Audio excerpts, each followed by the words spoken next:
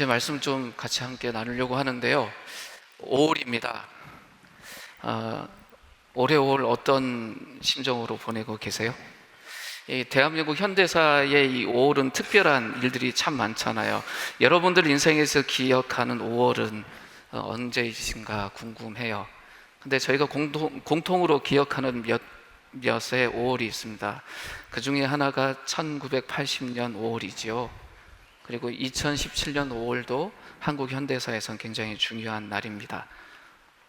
지금도 논쟁이 좀 있어서 오히려 더 가슴 아픈 1980년 5월은 한국이 민주사회로 진입하는 데 있어서 굉장히 중요한 변곡점이 됐던 사건이고요. 만약 그 5월이 없었다면 지금 우리가 어떻게 살고 있을까 생각하면 좀 막막하기도 합니다. 그리고 2017년 5월 얼마 전이죠. 초유의 사건이 있었습니다. 대통령 보궐선거라는 게 처음으로 진행이 됐어요. 탄핵이라는 게 진행되고, 그리고 그 탄핵의 결과 대통령 보궐선거가 진행됐던 것도 5월입니다. 이 사건도 계속 과거에만 머물러 있지 않고 지금 현재까지도 계속 영향을 주고 있지요.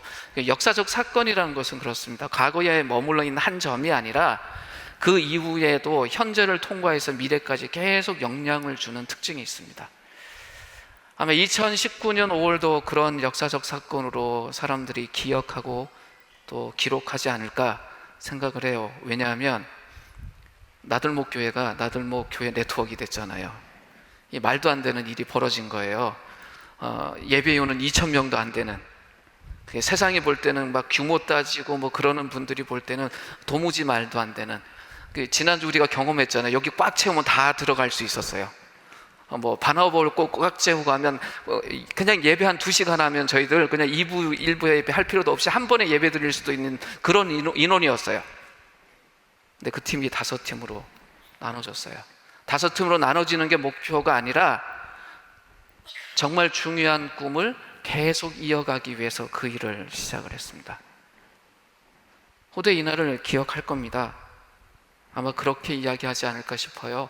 교회다운 교회를 계승하고 유지하기 위해서 애쓴 이들이 있다. 2019년 5월에 옆에 있는 분들 한번 보십시오. 인사 안 시킬게요. 두려워하지 마세요. 역사를 함께 걷고 있는 분들이에요. 때론 우리가 선택한 것도 있지만 하나님의 초청 때문에 그 하나님의 역사를 같이 걷고 있는 역사적 동지들입니다. 한번 보세요. 오늘 아침에 주일날 아침에 저희 사역자들이 모여서 미리 좀 기도하고 조회하는 시간이 있는데, 그 시간에도 이런 이야기를 했어요. 예전에 상해에서 우리 선배님들이 작은 방에 모여서 독립을 꿈꾸고 막 그러실 때 서로 얼굴 쳐다봤을 때 느낌이 오늘 같지 않을까 그런 이야기를 했어요. 제가 한 3년 상해에 살다 오다 보니까 가끔 감성이 그쪽으로 자주 가요. 그리고 저희 조상들이 독립운동하다 되게 힘들어서 저도 힘들었었거든요. 그래서 제 마음 한켠에 저는 그냥 독립운동한다는 마음이 늘 있어요. 나들목에 와서 이 감성을 이어갈 수 있다는 게 저에게는 굉장히 복이에요. 대표 목사 잘못 만나셨어요. 계속 운동하실 거예요. 스포츠 말고요. 예수운동 계속 해갈 거예요. 근데 이 꿈이 우리가 갑자기 손에 받아든 게 아니잖아요. 나들목이 처음부터 꿨던 꿈이에요. 근데 최근에 저희가 우리의 꿈을 한 문장으로 정리를 하고 있었습니다. 뭐라고요? 나들목 교회 네트워크는 하나님 나라 복음을 전수하는 공동체다. 아주 짧아요.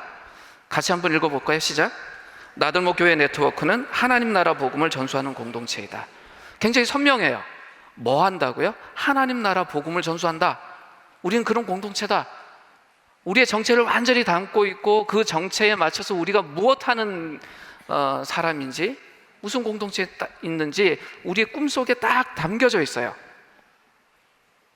근데 이 꿈은 2019년에 만들어진 것이 아니에요. 나들목이 처음 시작할 때부터 고백했던 겁니다. 나들목이 처음 시작할 때 적어놨던 그 꿈이 있는데 같이 한번 읽겠습니다. 시작.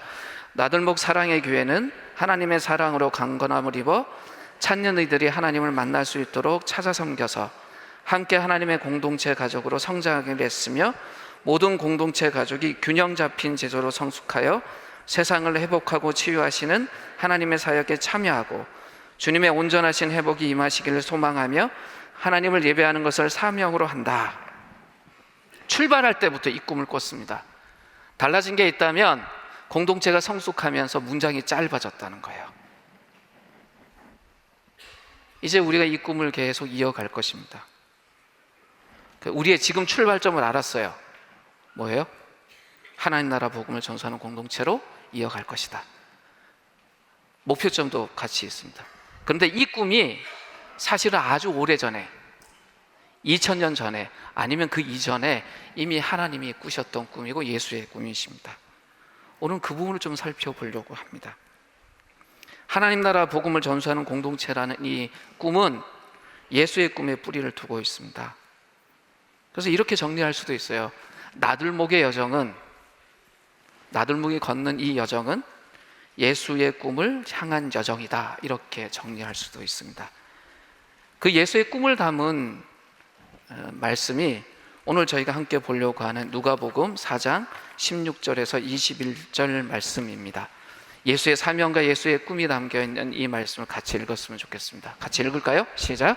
예수께서는 자기가 자라나신 나사렛에 오셔서 늘 하시던 대로 안식일에 해당에 들어가셨다. 그런 성경을 읽으려고 일어서서 예언자 이사야의 두루마리를 건네받아서 그것을 펴시어 이런 말씀이 있는 데를 찾으셨다. 주님의 영이 내게 내리셨다. 주님께서 내게 기름을 부으셔서 가난한 사람에게 기쁜 소식을 전하게 하셨다. 주님께서 나를 보내셔서 포로된 사람에게 해방을 선포하고 눈먼 사람들에게 눈뜸을 선포하고 억눌린 사람들을 풀어주고 주님의 은혜를 선포하게 하셨다. 예수께서 두루마리를 말아서 시중 드는 사람들에게 되돌려 주시고 앉으셨다. 해당에 있는 모든 사람의 눈은 예수께로 쏠렸다. 예수께서 그들에게 말씀하셨다. 이 성경 말씀이 너희가 듣는 가운데서 오늘 이루어졌다. 이 본문은 누가복음에만 기록되어 있어요. 설교 형태로 되어 있어서 이 본문을 뭐라고 흔히 말하냐면 예수님의 취임 설교, 첫 시작하실 때 이렇게 취임 설교라고 표현을 해요. 그 광야에서 40일 동안 금식하시고 시험 당한 그 기사 바로 뒷부분에 이 취임 설교가 기록되어 있습니다. 나사렛에서 이루어진 거죠. 공적인 사역을 시작하시면서 예수님이 이 취임 설교를 통해서 자신의 사역이 무엇을 목적으로 하고 있는지를 이렇게 선언하고 선포하십니다. 예수님 당시 청중들이 가장 잘 알고 있었던 본문 중에 하나인 이 이사야서를 쫙 펼치셔서 그 예언을 가지고 자신의 정체가 무엇인지, 사역의 목표가 무엇인지를 선언하세요. 그런데 이 짧은 이 설교의 첫인상을 보면 예수님이 하나님 백성의 영적 회복에도 관심이 있지만 그들의 실제적인 육체적인 문제에 대해서도 관심을 가지고 있다는 것을 동시에 볼 수 있어요. 그러니까 한쪽만 관심이 있는 게 아니라 전체적으로 관심을 갖고 계세요. 이사야서 61장 1절에서 2절을 낭독하셨습니다. 본래 이 말씀의 의미는 희년에 가게 된 거예요. 모든 빚을 탕감하고 모든 노예가 해방되고 모든 소유가 원소유주에게 회복되는 희년, 이스라엘이 바벨론 포로에서 해방될 때가 올 것이라는 그 예언이었어요. 이 이사야 예언처럼 이스라엘 백성은 바벨론 포로 생활에서 정말 해방이 되었습니다. 그런데 이 예언이 온전히 성취된 건 아니었어요. 왜냐하면 이스라엘은 바벨론으로부터는 해방됐는지 모르지만 여전히 압제당하는 사람들이었습니다. 예수님 당시에 이들은 로마 제국의 속국이었습니다. 그래서 유대인들은 이 이사야의 예언에 대한 관심이 굉장히 많았어요. 그래서 회당에서 많은 납비들이 이 본문을 펼쳐서 읽을 때마다 백성들은 관심을 갖고 있었습니다. 많은 사람들이 이 본문을 읽고 해설을 했습니다. 예수님이 처음 이 본문을 펼치셔서 주님의 은혜를 선포하게 하셨다 말씀을 읽었을 때 사람들은 아마 크게 반응하지 않았을 수도 있어요. 그런데 예수님은 그 이전의 사람들하고 좀 다른 모습을 보이세요. 61장 2절 중간에서 읽기를 갑자기 멈춰버리십니다. 2절 끝까지 읽지 않으세요. 그리고 예수님이 2절 중간에서 끊으신 다음에 전혀 아무도 기대하지 않았던 이야기를 하세요. 이 성경 말씀이 너희가 듣는 가운데서 오늘 이루어졌다라고 선언해 버리십니다. 거기 이사야서 61장 1, 2절하고 누가복음 이 예수님의 말씀을 비교해서 한번 보십시오. 마지막 부분에 은혜를 선포하셨다라는 그 뒷부분을 생략하시고 예수님이 이 이야기를 하세요. 이 누가복음 본문 중에서 가장 중요한 구절이 21절입니다. 뭐라고 이야기하세요? 이 성경 말씀이 너희가 듣는 가운데서 오늘 이루어졌다. 기가 막힌 이야기입니다. 예수님이 말씀을 낭독하는 이 순간에 그 말씀이 이루어지기 시작했다라고 선언해 버리신 거예요. 이전에도 이 말씀을 읽고 낭독하는 분들이 많았습니다. 근데 그 누구도 이 말씀이 이루어졌다고 선언한 사람은 없었습니다. 오직 예수님만 이렇게 선언하셨습니다. 이 예수님 선언의 의미가 있어요. 예수의 선포와 구원의 행동 안에서 이사야의 예언이 성취되기 시작했다라고 이야기하신 거예요. 예수님의 등장과 함께 약속되었던 미래가 오늘 시작되었다라고 선언하신 겁니다. 예수님이 말씀을 하셨을 때 유대인들은 무슨 의미인지 알았어요. 그래서 반응이 나타납니다. 이어지는 4장 2절에 반응이 있는데 같이 한번 읽어볼까요? 어떻게 이분들이 반응을 했는지. 사람들은 모두 감탄하고 그의 입에서 나오는 그 은혜로운 말씀에 놀라서 이 사람은 요셉의 아들이 아닌가라고 말하였다, 이렇게 되어 있어요. 무슨 이야기냐면 분명히 지금 말하는 걸 봐서는 예수가 하나님 아들 같은데 자기들 눈에는 어떻다는 거예요? 요셉의 아들이다. 그러니까 반문하는 거예요. 어떻게 이 사람이 이 이야기를 하지? 반문과 동시에 나사렛 사람들은 예수님의 이 선포를 거부해 버립니다. 예수를 통해서 오늘 임하신 그 하나님의 나라, 그 오늘을 이들은 거부해 버립니다. 이들의 반문과 거부에 대해서 누가복음은 아주 명백하게 대답을 해요. 예수는 하나님의 아들이시다. 누가복음 이 취임 설교 앞에서도 이미 여러 번 예수님이 하나님의 아들이시라는 걸 드러내고 강조합니다. 예수가 세례받을 때 하늘로부터 소리가 있었고요, 예수님의 계보, 예수님의 가계도를 통해서도 예수님이 하나님의 아들이시라는 걸 이야기합니다. 심지어 광야에서 악마로부터, 이 사단으로부터 시험당할 때 이 사단의 목소리를 통해서도 예수가 하나님의 아들이라는 이 정체를 드러냅니다. 한번 본문 한번 보시죠. 누가복음 3장 21절 22절, 또 23절 38절, 그리고 4장 3절. 누가복음의 계보도 이 예수가 메시아라는 걸 증명하는 것이 목적입니다. 마태복음에서도 그랬듯이 예수의 조상이 올라가면 다윗과 아브라함이라고 이렇게 표현을 해요.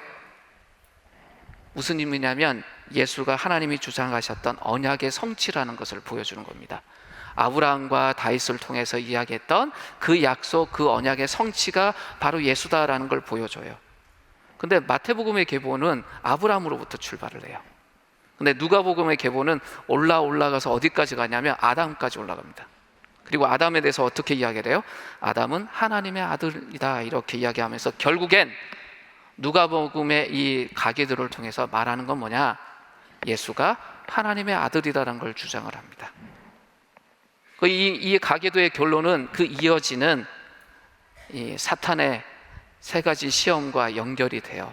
근데 이 사탄이 예수님을 시험하는 이 시험의 주제가 뭐였냐면 네가 하나님의 아들로서 하나님께 순종하냐, 그걸 따져보겠다는 거예요. 광야에서 있었던 그 시험이 바로 그 주제였어요. 왜 이걸 하냐면 첫째 아들이었던 아담, 하나님 아들로서 순종해야 되는데 실패했어요. 이스라엘도 역시 하나님의 아들이었잖아요. 근데 광야에서 실패해요. 근데 예수는요, 성공합니다. 시험을 통과합니다. 시험을 통과하신 이분이 자신의 공식적인 사역을 시작하는 첫 순간에 선언하신 내용이 뭐냐면 본인은 하나님의 아들이라고 이야기하시는 겁니다. 그것과 더불어 본인의 구체적인 사역이 어떤 지향을 갖고 있는지에 대해서 구체적으로 이야기를 하십니다. 선지자 이사야의 글을 통해서 이 이사야 선지자가 선포한 이 예언의 중심 주제를 한마디로 요약하면 하나님 나라예요. 그런데 구체적인 몇 가지 예를 들고 있어요. 가난한 사람에게 기쁜 소식을, 포로된 사람에게 해방을, 눈먼 사람들에게 눈뜸을, 억눌린 사람들에게 풀어줌을 라고 이야기를 합니다. 예수님이 공식적인 사역을 하시면서 본인의 시선과 발걸음이 어디를 향할 것인지에 대해서 미리 구체적으로 이야기를 하신 거예요. 그리고 사실 복음서의 그 다음 이야기들은 예수를 따르는 자들이 예수와 함께 보내면서 예수님의 정체도 이해를 하지만 예수님의 사역의 방향에 대해서 함께 이해하고 배워가는 과정입니다. 첫 번째 이야기하신 게 가난한 사람에게 기쁜 소식을 이렇게 이야기를 하셨어요. 예수님의 시선과 발걸음이 어디를 향한다고요? 가난한 자들을 향한다는 겁니다. 여기서 가난한 사람은 영적으로 가난한 사람만 말하는 것이 아니에요. 실제로 돈이 없어 가난하고 세상에서 버림받은 사람을 말합니다. 사람들의 영적 가난은 스스로 해결할 수가 없지요. 그래서 예수가 오셨어요. 그래서 우리의 영적 가난을 해결해 주셨어요. 그래서 그분을 구원자라고 말해요. 그것처럼 자신의 의지나 노력만으로 가난을 해결할 수 없는 사람들이 이 땅에 있습니다. 예수는 그들을 향해 오셨다고 이야기하는 겁니다. 영적 가난이든 실제적인 가난이든 예수님은 하나님 나라 백성의 가난을 해결하시는 구원자로 오셨다. 그래서 예수의 시선, 예수의 발걸음은 늘 누구를 향해요? 가난한 자들을. 두 번째, 예수는 포로된 사람에게 해방을 라고 이야기하셨어요. 약한 자들을 향한다는 겁니다. 이 말씀 역시 실제적인 부분과 영적인 부분 양쪽 모두의 의미를 갖고 있습니다. 실제로 포로된 자들에게 자유를 주신다는 의미를 담고 있습니다. 자신의 자발적 의사와는 상관없이 자신의 자유와 권리를 빼앗긴 사람들이 있어요. 그 당시 그런 사람들 노예라고 불렀을 겁니다. 이 사람들이 가장 원하는 게 뭘까요? 자유예요. 해방이에요. 동시에 이 말씀은 영적 의미가 상당히 강한 말씀입니다. 사단의 권세에 포로된 사람들이 있어요. 자신의 의사와 상관없이 그들에게 참된 자유를 얻게 하는 것, 이것이 예수님의 사역의 목표였습니다. 그래서 우리가 복음서에서 보면 예수님이 귀신 들린 사람들, 그 권세에 잡혀있는 사람들을 해방하는 모습들을 계속적으로 보여줍니다. 이런저런 까닭에 자신의 자유와 권리를 빼앗긴 사람들이 있습니다. 그들이 가장 원하는 게 뭘까요? 다시 말씀드리지만 자유와 해방이에요. 그런데 이들 역시도 자기 스스로 그 문제를 해결할 수 있다고 하면 예수가 필요 없어요. 근데 스스로 해결하지 못하는 자들이에요. 그래서 이들에겐 구원이 필요합니다. 그래서 예수는 이 구원이 필요한 자들을 향해 가시는 거예요. 그러니까 예수의 시선과 예수의 발길이 누굴 향하겠어요? 이 약한 자들을, 사회에서 가장 약한 자들, 자신의 의사와 상관없이 자신의 권리와 자유를 뺏긴 자들을 향해 예수의 시선과 발길이 간다는 겁니다. 세 번째, 예수는 눈먼 사람에게 눈뜸을 이라고 이야기하셨는데, 이걸 요즘 이야기하면 뭘까 생각했더니 바로 찾는 이들이에요. 예수는 찾는 이를 향하여 가시는 분이에요. 이 말씀은 상징적 의미가 굉장히 강한 말씀이에요. 그 당시에도 시각장애가 있는 분들이 있기는 했습니다. 그러나 그분들이 다수는 아니었어요. 소수였어요. 분명히 예수님의 어떤 기적 사건 속에 보면 실제로 눈먼 분들이 눈을 뜨는 일들이 있지만 그건 굉장히 작은 일들이었고, 실제적인 의미가 전혀 없었다란 말이 아니라 강조점이 어디 있는지 분명히 하자는 이야기입니다. 실제 시각장애가 있는 분들을 제어하고 나면 눈먼 사람이라고 할 때 뭘 의미하겠냐는 거예요. 진리에 대해서 눈먼 사람들입니다. 여러 가지 까닭 때문에 이 진리를 제대로 보지 못하고 눈먼 사람들이 있어요. 요즘식으로 하면 학문 때문에, 그때도 마찬가지고요. 철학이나 학문 때문에 눈먼 사람들이 있어요. 대표적인 사람들이 무신론자들이에요. 과학주의에 갇혀 있어서 신은 없다라고 말하는 사람들 많습니다. 그건 과학도 아니에요. 과학주의지. 종교 때문에 눈먼 사람들이 있습니다. 이런저런 종교적 프레임 때문에 하나님을, 진리를 만나지 못하는 사람들이 있어요. 소수이긴 하지만 귀신 때문에 눈이 먼 자들도 있습니다. 그리고 대부분의 사람들은 잘못된 안경을 쓰고 있어요. 잘못된 안경을 쓰고 있으면 앞을 제대로 보지 못해요. 이 안경을 벗어버리기 전에는. 잘못된 안경을 통해서 바라보는 세상이 똑바로 보일 리가 없지요. 그럼 제대로 행동할 수 없어요. 예수님 당시에도 수많은 사람들이 그랬고요. 지금도 그런 사람들이 많습니다. 제 아무리 뛰어난 지능, 능력이 있다고 해도 눈이 멀었으니 하는 행동이나 생각이 온전하지 못합니다. 우리가 기억하는 바리새인들, 그 누구보다 똑똑하고 잘난 사람들이었지만 그들의 행동은 냄새났고 독사의 새끼들이라는 욕을 들어먹을 만큼 잘못되어 있었습니다. 크고 작은 문제가 일어날 수밖에 없습니다. 그런 사람들이 제대로 보려면 자기가 쓰고 있는 잘못된 안경을 버려야 되는데 이것 역시 스스로 해결을 못합니다. 그냥 이루어지지 않습니다. 예수 제대로 만나고 성령을 체험해야 그제서야 그 잘못된 안경을 벗기 시작해요. 그게 예수님이 어떠시겠어요? 이들을 향해서 가시는 거예요. 예수님과 시선과 예수님의 발걸음은 이 찬린을 향해서 가요. 그 딱딱하게 굳어지고 잘못된 안경을 쓰고 있는 이들. 네 번째는 억눌린 사람들을 풀어줌이라고 이야기합니다. 이분들이 누굴까? 한번 잘 생각해 보세요. 억눌린 사람이라는 이 표현이 마음이 부서진 자라는 뜻이에요. 마음이 이런저런 상처로 가득한 사람들. 근데 그들의 마음이 왜, 무엇 때문에 무너졌을까 생각하면 이들이 누구인지 알 수 있어요.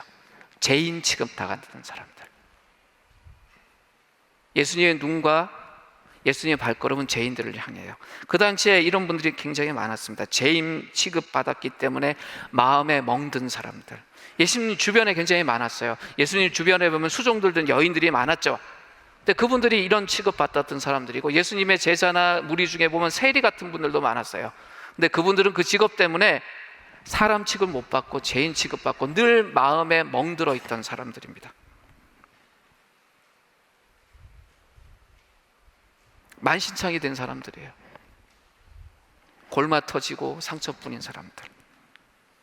근데 이런 사람들을 그 고통으로부터 해방시키는 것, 그것이 예수가 하시려고 하는 구원의 의미였습니다. 이 죄 때문에 억눌린 자들을 풀어주시는 구원자, 그것이 예수님의 정체고 그것이 예수님의 사명이었습니다. 그렇기 때문에 예수님과 시선과 걸음은 누구를 향할까요? 바로 이 죄인들을 향하는 겁니다. 자, 나들목의 꿈은 어디에 뿌리를 두고 있어요? 예수님의 꿈에 뿌리를 두고 있어요. 그럼 우리가 앞으로 이어가려고 하는 꿈은 어디에 뿌리를 두고 있다고요? 예수님의 꿈과 나들목의 꿈에 뿌리를 두고 있어요. 그러니까 우리는 어떤 사람이야? 이미 역사의 길을 걷고 있는 사람들입니다. 엄청난 데 지금 초청받으신 거예요. 한 100년 뒤에 우리들을 다 기억할 것 같아요. 우리의 사명이 그렇습니다. 근데 우리의 형편을 한번 볼까요?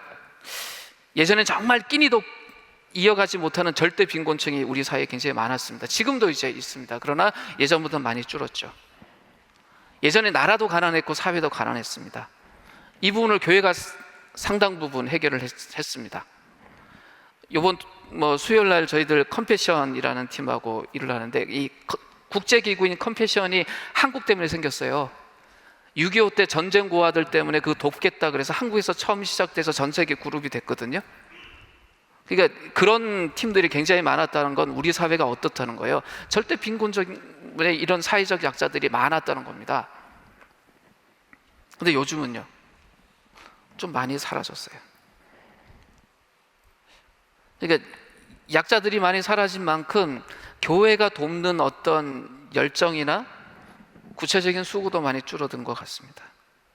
고아도 좀 줄었어요. 그리고 가부인 분들도 예전하고 달리 과부가 됐다고 해서 절대적으로 힘들게 사시는 그 정도는 아니에요. 무방비 상태는 아니죠. 그러나 여전히 약자입니다. 이 시대의 프레임이 바뀌었어요. 근데 우리의 사명은 여전해요.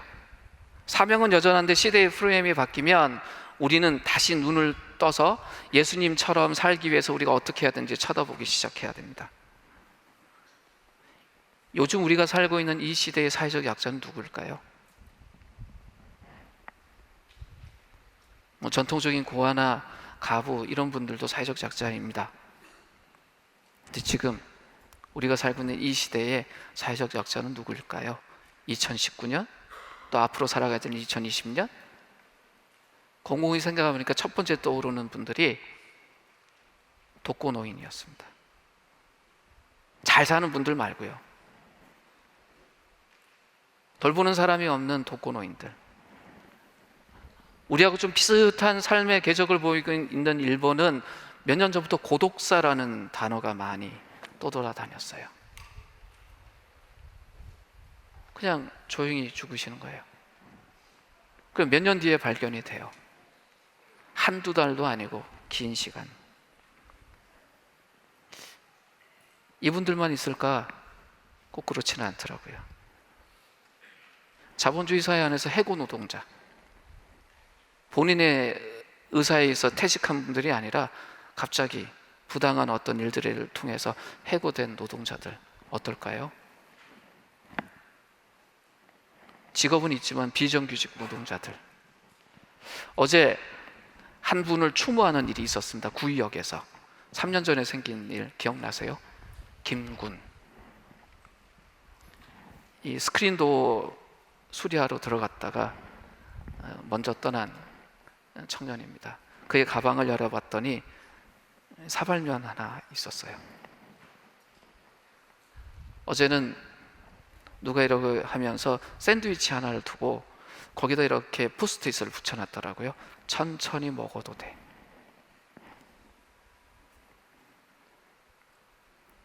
그리고 취업하지 못한 젊은이들, 지금 현재 우리 사회에 있는 약자들입니다. 꼭 참여해야 될 모임이 있어도 참가비가 없어서 혹은 부담이 되어서 참석하지 못하는 일들이 허다한 사람들이에요. 이분들에겐 교회 헌금도 부담이랍니다. 말로는 마음이 중요하다고 교회들이 이야기를 해요. 종교기관들이. 그러면서 정작 헌금 많이 하는 신자들에게만 관심을 갖고 돌본다 그러면 이분들이 어떨까요? 가장 세상하고 달라야 되는 그 공동체로부터 소외감을 느낄 것이고 배신감을 느낄 것입니다. 절망할 것입니다. 한국교회 지금 큰 문제 많다고 하는데 겉으로 드러나는 것뿐만 아니라 속으로 우리가 봐야 되는 게 뭐냐면 이런 거예요. 예수가 그렇게 비판했던 그 부자의 모습으로 변해가고 있는지는 아닌지 따져봐야 됩니다. 교회가 부자 되는 게 죄라는 게 아니에요. 교회는 부자가 돼야 돼요. 풍성해야 돼요. 그래야 남도 돕고 해요. 그러나 그게 아니라 이들처럼 변하고 있지는 않은지 돌아봐야 됩니다. 가난한 자들을 향한 교회, 약한 자들을 향한 교회, 찾는 이를 향한 교회, 죄인들을 향한 교회는 예수가 꿈꾸던 바로 그 공동체고 그 교회가 맞습니다. 그러나 부자들의 교회, 권력자들의 교회, 교회 안에 갇혀 있는 교회, 도덕적 우월감에 사로잡힌 이들의 교회는 예수가 꿈꾸던 공동체가 아닙니다. 그래서 우리는 이런 꿈을 꾸려고 합니다. 예수처럼 이 땅의 가장 낮은 자리에서 신음하는 자들에게 다가가는 교회. 그것이 영적인 문제이든 실제적인 문제이든 이 땅의 가장 낮은 자리에서 신음하는 자들에게 예수가 다가가셨듯이 다가가는 공동체. 근데 그저 몇 번 다가가서 할 일을 다 했다고 말하는 그런 교회가 아니라 그들과 함께하는, 그들과 함께 참된 해방과 안식을 누리고 공동체가 되고 가족이 되는 교회, 그것이 우리가 꿈꾸는 교회입니다. 정리하면 이렇습니다. 그들에게 친구가 되려고 해요. 누구겠어요? 이웃이에요. 이웃은 우리가 돕고 섬겨야 되는 대상이긴 하지만 친구여야 합니다. 힘든 삶의 여정에서 예수를 통해서 주어지는 하나님의 오늘을 기다리는 분들이 있어요. 나사렛 사람들은 거부했지만 자신의 삶 속에서 하나님이 오시기를 기다리는 우리의 이웃이 있습니다. 우리는 그들에게 친구가 되어야 합니다.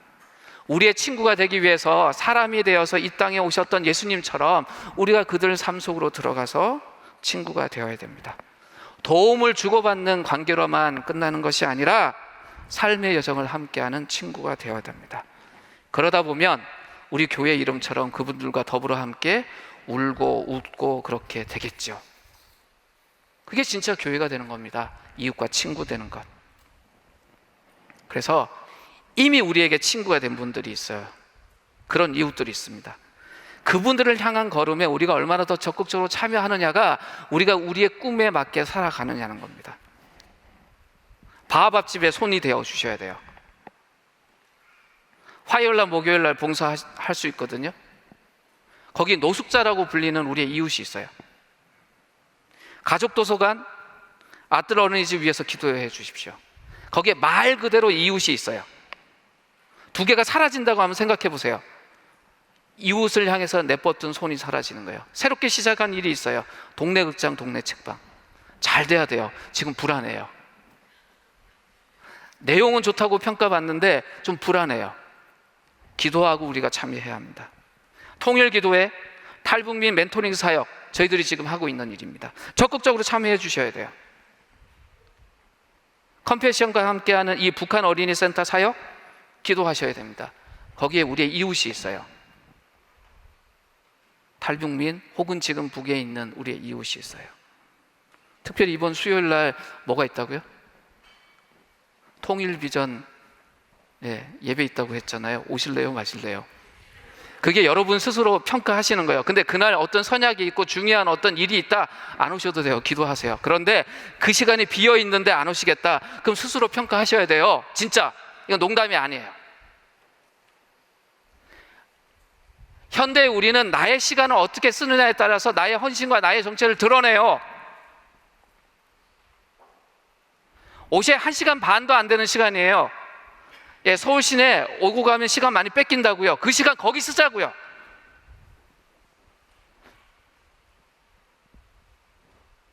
그분들이 주말에만 이런 그 모임들을 한대요. 사실은 이 주중에 잘 하지 않는답니다. 근데 저희들가 부탁했어요. 저희가 주말에 할 수 없어요. 왜냐하면 저희 사정이 있어서. 그래서 수요일 날로 옮겨주셨어요. 그리고 우리가 분교가 딱 되고 이날 같이 나누고 수요일이에요. 얼마나 많은 분들이 올지 저는 기대하겠지만 실망할 수도 있을 것 같아서 아주 큰 기대는 안 품을게요. 제가 믿음이 좀 약해요. 이해해 주세요. 저를 위해서 기도 많이 해주셔야 돼요. 좀 현실적인 어떤 것들을 자꾸 살펴요. 왜? 공대 출신이거든요. 숫자 가지고 늘 살던 사람이라 아직까지도 그래요. 30년 전에 그 습관이 아직도 남아있어요. 이 부분은 제가 깨고 가야 될 부분이지만 우리의 헌신이 구체적이어야 합니다. 통일사역 비전 예배는 비전을 새롭게 하고 뜨겁게 기도하는 자리예요. 오셔야 합니다. 함께 하셔야 됩니다. 이미 친구가 된 이웃들과의 관계를 더 강화시키고 더 깊이 만드는 것, 그것이 교회 되는 거예요. 그리고 새롭게 친구가 될 이웃들을 찾고 다가가는 것, 그것이 교회 되어 가는 것입니다. 그런데 이미 모바일 사회가 됐잖아요. 이웃이라는 개념을 이제 지역으로 보시면 안 되잖아요.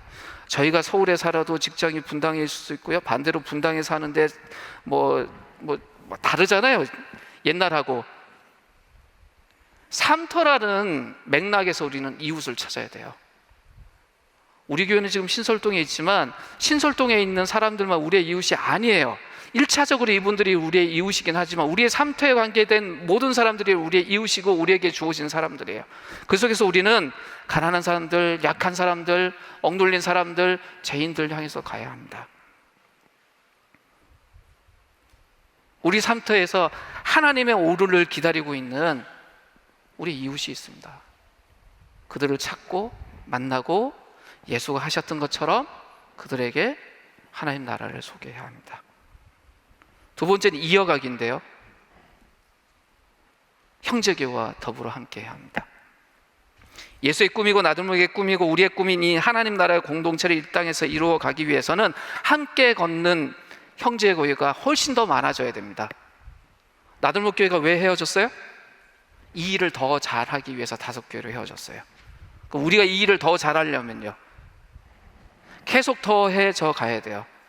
오늘 칼럼에도 썼지만 더불어 함께 교회라는 이 이름은 2가지 이중 의미가 있습니다. 말 그대로 더불어 함께 한다는 의미도 있지만 더하고 함하고 딱 붙이면 더함이에요. 그죠? 이 처음부터 가졌던 뜻이에요. 그래서 줄여서 더함교회라고 하자는 분들도 있었어요. 무슨 뜻이냐면 더불어 함께 더해 간다는 뜻이에요. 더해서 더불어 함께 한다는 뜻도 있어요. 좋은 목표를 향해서 가는 사람들이 더불어 함께 하면서 더 많아져야 되는 뜻인데 이 속에 담겨 있는 의미 중에 하나가 뭐냐면 우리 교회가 계속 분교나 분립을 하면서 함께하는 형제 교회들을 더 세우게 하겠다는 것이 우리 교회 이름에 담겨 있습니다. 빠르면 3년, 조금 늦으면 5년, 우리는 또 하나의 형제 교회를 떠나보낼 준비를 이미 한 상태에서 분교를 했습니다. 여기 있는 어떤 분들은 3년 보면 헤어질 수 있어요. 그러니까 잘 봐두셔야 돼요. 그래서 아까 상해 이야기를 한 거예요. 늘 길게 있을 것 같지만 어느 순간 어떤 분들은 파송된다니까요. 우린 그 역사 속에 초대받은 사람들이에요. 세 번째는 함께 걷기인데 무엇과 더불어 함께 해야 될까요? 예수예요.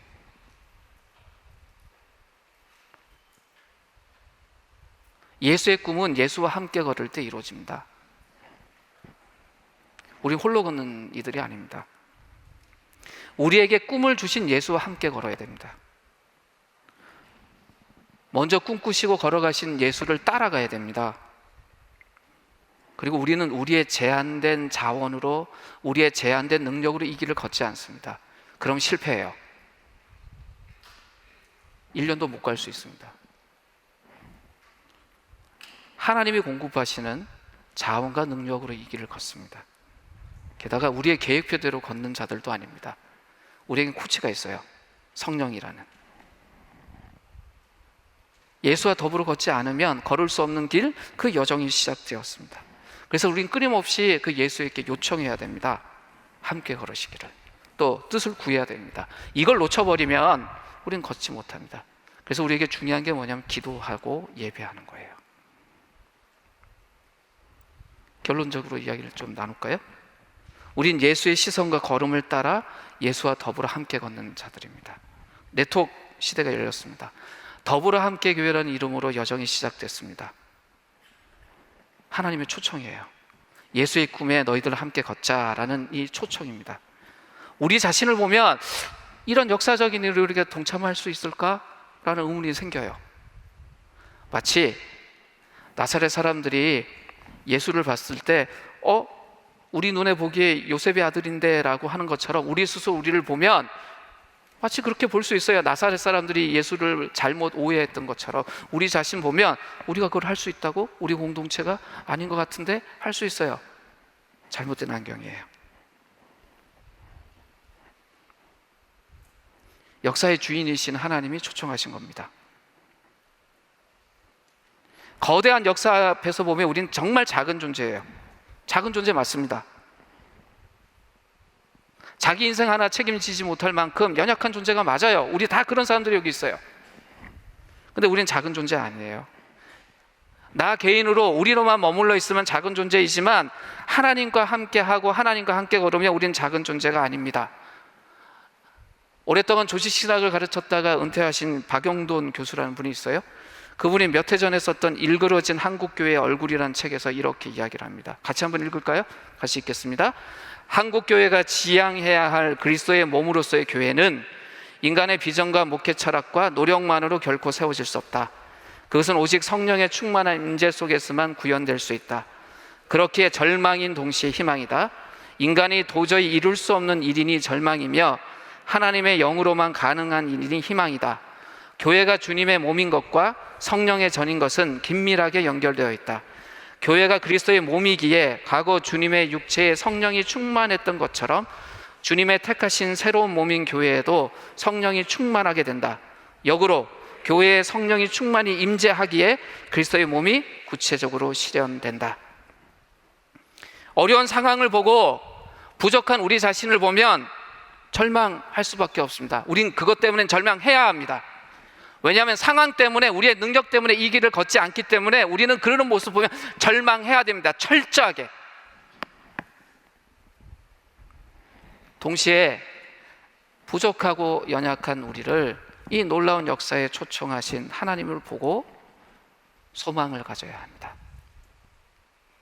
우리는 절망과 소망을 동시에 품고 있는 이중적인 존재예요. 그게 그리스도인이에요. 마치 2차 세계대전의 그 포화 속에서 보네포라는 우리의 선배가 가졌던 심정이에요. 그분이 이런 시를 써요. 신 앞에서 신 없는 사람들처럼. 그게 그리스도인이란 거예요. 독일교회가 완전히 히틀러 손들어주고 그렇게 달려갔던 그 시절에 보네포가 했던 이야기예요. 신 앞에서 신 없는 자들처럼. 상황을 보고 우리 자신을 보면 절망할 수밖에 없어요. 신 없는 세상 같거든요. 그런데 신 앞에서 살았어요. 그분을 소망하면서. 독립운동했던 우리의 선배들이나 예수의 운동을 했던 우리의 선배들이나 다 그 길을 걸었습니다. 역사의 주인이신 하나님의 초청에 임하는 것, 그것이 예수 운동원들이 해야 될 일입니다. 그래서 우리는 이 상황을, 이 땅을 세상적인 시각으로 보는 자들이 아니에요. 예수의 시선으로 보는 자들입니다. 그러기 위해서는 우리는 애써야 돼요. 이제 한 주 한 주 우리는 예수님의 시선이 어떻게 세상을 바라보는지, 또 우리에게 뭐라고 말씀하시는지 끝없이 배워가야 됩니다. 그리고 예수님의 발걸음이 어떻게 걸어가셨는지 그 걸음을 같이 걸으면서 우리가 단단해지고 배워가야죠. 그것이 예수와 더불어 함께 걷는 여정이고, 예수의 꿈을 우리의 삶 안에, 우리의 공동체 안에 이루는 것입니다. 그런 우리들이 있을 때 이 땅은 하나님 나라로 변해갑니다. 마지막에 제가 이런 기록을 썼어요. 같이 한번 읽으실까요? 한 사람의 10걸음이 아닌 10사람의 한 걸음으로 더불어 함께. 정말 중요합니다. 이 땅은 때로는 선각자들이 필요해서 그들의 이야기를 들어야 될 때도 있지만, 대부분의 경우는 깨달은 자들이, 같은 목적을 가진 자들이 연대해서 함께 걸으면서 세상을 바꿉니다. 하나님 지금 우리에게 그걸 초청하세요. 여기 한 500명 모였을 것 같거든요. 한 분도 빠지시면 안 돼요. 인사하지 마세요. 그냥 눈으로 확인만 해서요. 여러분의 동지들이세요. 다 소중한 사람들이에요. 비록 우리 눈엔 작은 자로 보일지 모르지만 하나님이 우리에게 맡기셨어요. 이 땅을. 자신의 고향이었던 나사렛에서 무시당했던 예수님이셨어요. 그러나 그 하나님의 아들 예수가 세상을 바꾸셨어요. 그리고 그 꿈을 우리에게 주셨어요. 2019년에 작아진 5교회가 오늘부터 걷기 시작합니다. 작다고 작은 꿈을 꿀까요? 아니요. 그건 하나님의 방식이 아니에요. 그건 세상 방식이에요. 우리의 꿈은 큽니다. 왜냐하면 예수가 꾸셨던 꿈이 크고 우리에게 이어주신 꿈이 커서 그렇습니다.